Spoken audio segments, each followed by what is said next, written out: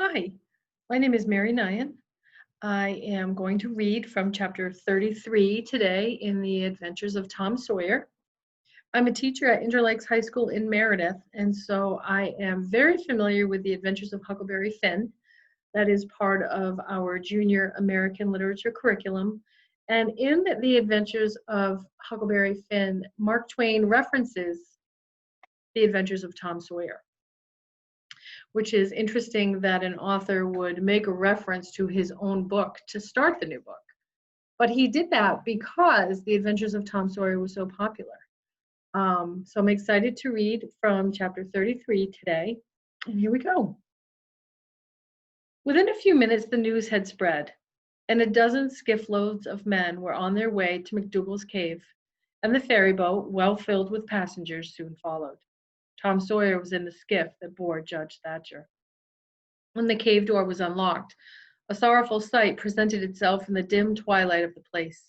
Injun Joe lay stretched upon the ground, dead, with his face close to the crack of the door, as if his longing eyes had been fixed, to the last moment, upon the light and the cheer of the free world outside. Tom was touched, for he knew by his own experience how this wretch had suffered. His pity was moved, but nevertheless, he felt an abounding sense of relief and security now, which revealed to him in a degree which he had not fully appreciated before how vast a weight of dread had been lying upon him since the day he lifted his voice against this bloody-minded outcast. Injun Joe's bowie knife lay close by, its blade broken in two. The great foundation beam of the door had been chipped and hacked through, with tedious labor. Useless labor, too, it was, for the native rock formed a sill outside it, and upon that stubborn material the life had wrought no effect. The only damage done was to the knife itself. But if there had been no stony obstruction there, the labor would have been useless still. For if the beam had been wholly cut away, Injun Joe could not have squeezed his body under the door, and he knew it. So he had only hacked the place in order to be doing something, in order to pass the weary time, in order to employ his tortured faculties. Ordinarily, one could find half a dozen bits of candles stuck around in the crevices of this vestibule, left there by tourists, but there were none now. The prisoner had searched them out and eaten them. He had only contrived to catch a few bats, and these also he had eaten, leaving only their claws. The poor unfortunate had starved to death. In one place near at hand, a staglomite had been slowly growing up from the ground for ages, building by the water drip from a stalactite overhead. The captive had broken off the stalagmite, and upon the stump had placed a stone wherein he had scooped a shallow hollow to catch the precious drop that fell once in every 3 minutes, with the dreary regularity of a click-clock. A desert's spoonful once in 24 hours. That drop was falling when the pyramids were new, when Troy fell, when the foundations of Rome were laid, when Christ was crucified, when the Conqueror created the British Empire, when Columbus sailed, when the massacre at Lexington was news. It is falling now. It will still be falling when all these things have been sunk down the afternoon of history and the twilight of tradition and been swallowed up in the thick night of oblivion. Has everything a purpose and a mission? Did this drop fall patiently during 5,000 years to be ready for this flitting human insect's need? And has it another important object to accomplish 10,000 years to come? No matter. It is many and many a year since the hapless half-breed scooped out the stone to catch the priceless drops. But to this day, the tourist stares longest at that pathetic stone and that slow-dropping water when he comes to see the wonders of McDougal's cave. Injun Joe's cup stands first in the list of the cavern's marvels. Even Aladdin's palace cannot rival it. Injun Joe was buried near the mouth of the cave, and people flocked there in boats and wagons from the towns and from all the farms and hamlets for 7 miles around. They brought their children and all sorts of provisions, and confessed that they had had almost as satisfactory a time at the funeral as they could have had at the hanging. This funeral stopped the further growth of one thing, the petition to the governor for Injun Joe's pardon. The petition had been largely signed, many tearful and eloquent meetings had been held, and a committee of sappy women had been appointed to go in deep mourning and wail around the governor. and implore him to be a merciful ass and trample his duty underfoot. Injun Joe was believed to have killed 5 citizens of the village. But what of that? If he had been Satan himself, there would have been plenty of weaklings ready to scribble their names to a pardon petition and drip a tear on it from their permanently impaired and leaky waterworks. The morning after the funeral, Tom took Huck to a private place to have an important talk. Huck had learned all about Tom's adventure from the Welshman and the widow Douglas by this time, but Tom said he reckoned there was one thing they had not told him. That thing was what he wanted to talk about now. Huck's face saddened.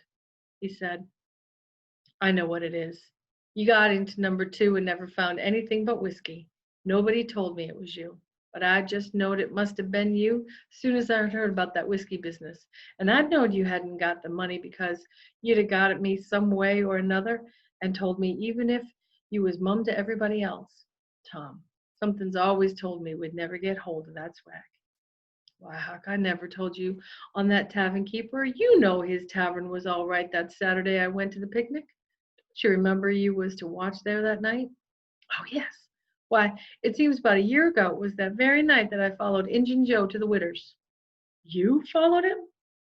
Yes, but you keep mum. I reckon Injun Joe's left friends behind him, and I don't want him souring on me and doing me mean tricks. If I hadn't been for me, he'd have been down in Texas now, all right.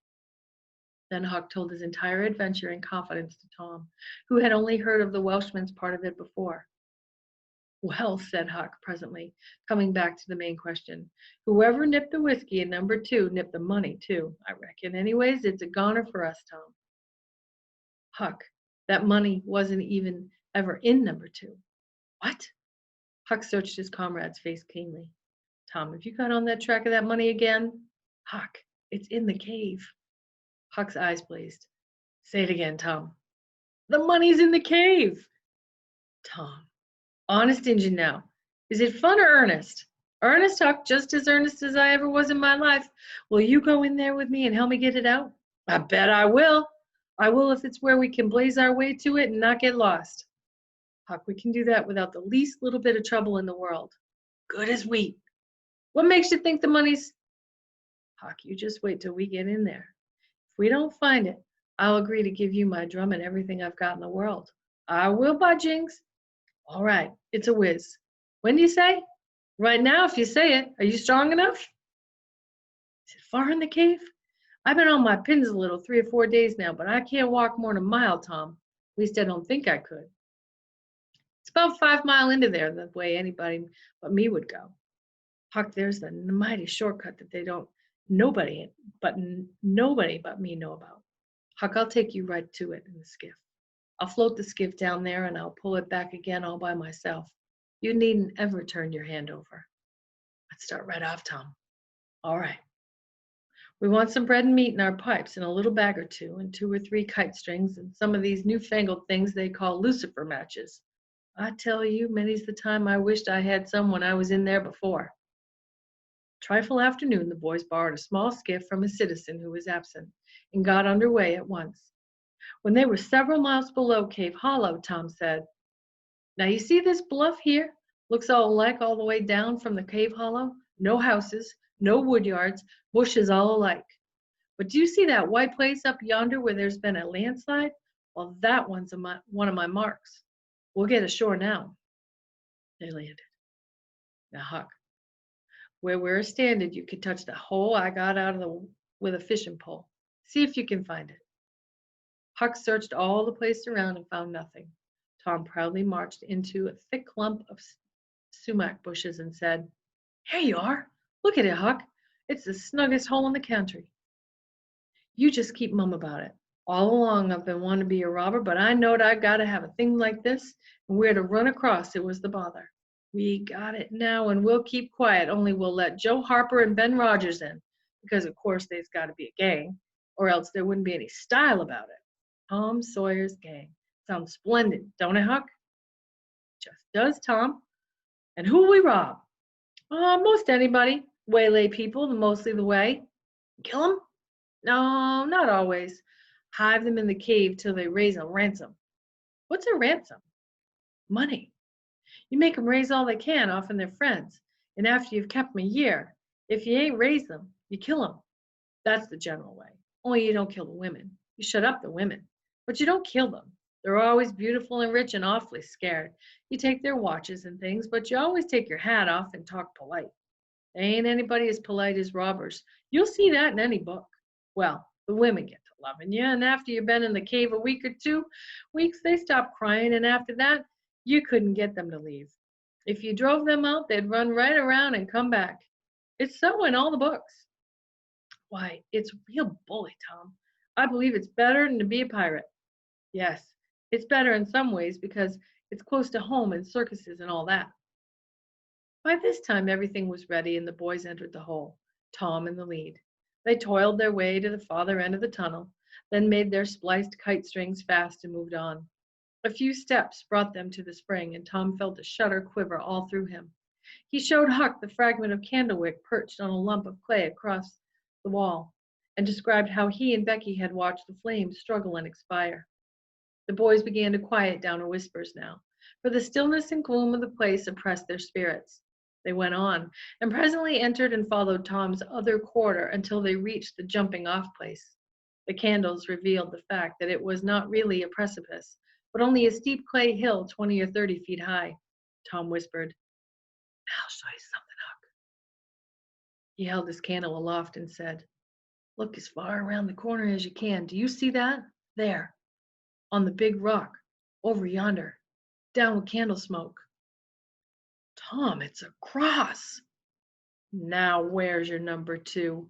Under the cross, hey? Right yonder's where I saw Injun Joe poke up his candle, Huck." Huck stared at the mystic sign a while, and then he said with a shaky voice, "Tom, let's get out of here."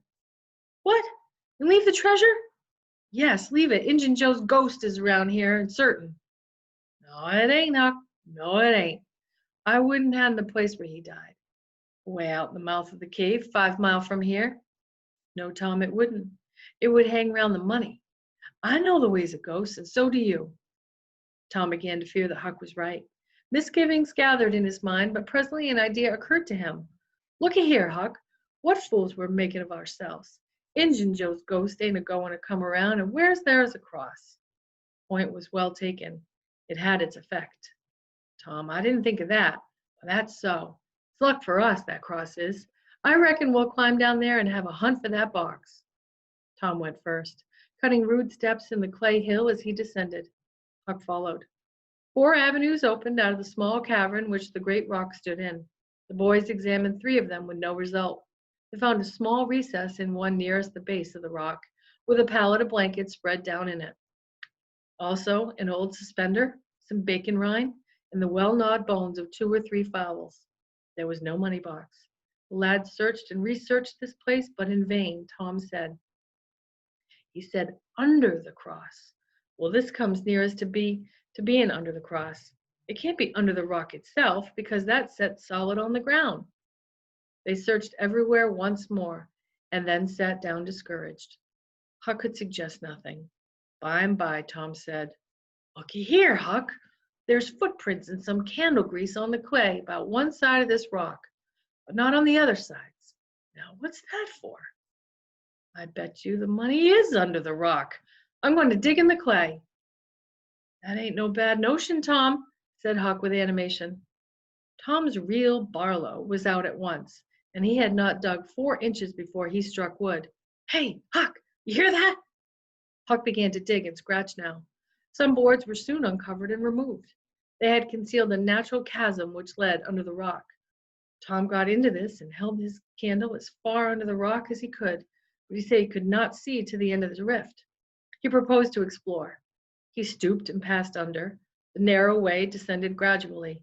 He followed its winding course, first to the right, then to the left. Huck at his heels. Tom turned a short curve by and by and exclaimed, "My goodness, Huck, looky here!" It was the treasure box, sure enough, occupying a snug little cavern, along with an empty powder keg, a couple of guns in leather cases, 2 or 3 pairs of old moccasins, a leather belt, and some other rubbish well soaked with the water drip.